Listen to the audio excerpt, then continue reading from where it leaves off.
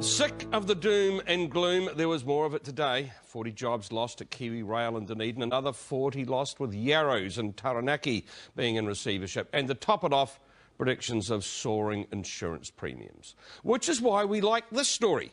Two guys who came back from the OE, couldn't find work, stuck on the dole, going nowhere, so they started their own business in this climate, and it's now being hailed as one of the most successful New Zealand ventures ever.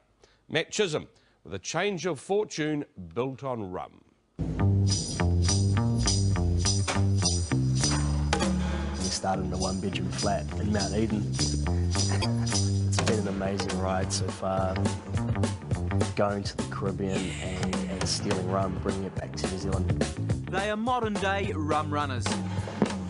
Here's the order. 18 stolens. They're stolen rum, they say, born in the Caribbean, raised right here in Auckland. You've thrown everything into this?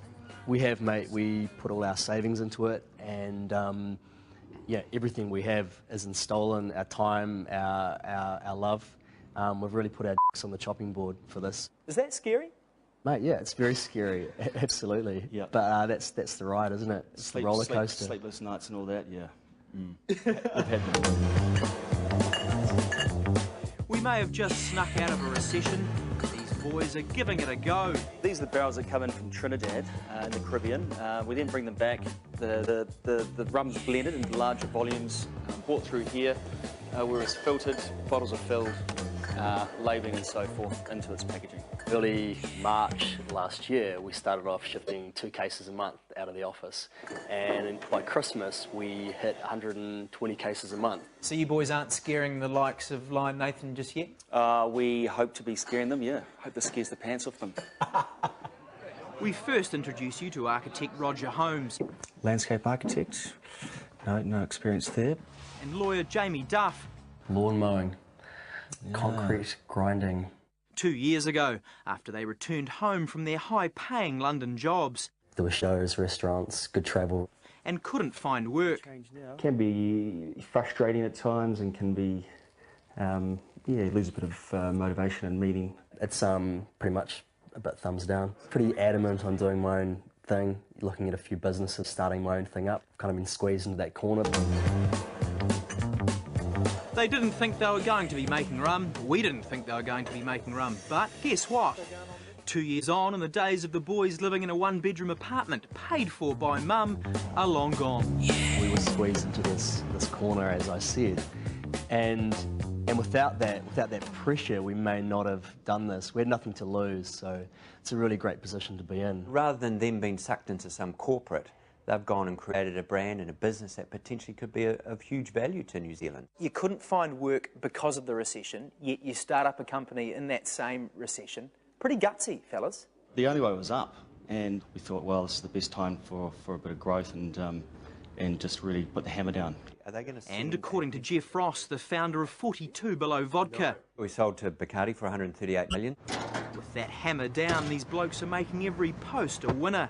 I think they're going very well. They've done very well in creating a brand. They've done very well in physically actually making a product and selling a product. You know, they've got the fundamentals of the business up and running. That's the last 2, mate. Within just months of starting up, their gold rum picked up the highest honours at the San Francisco World Spirits Competition, the most prestigious competition of its kind in the world. So this is the gold rum that won the double gold medal. A lovely spicy aroma on the nose, caramels, lots of different sort of flavour notes.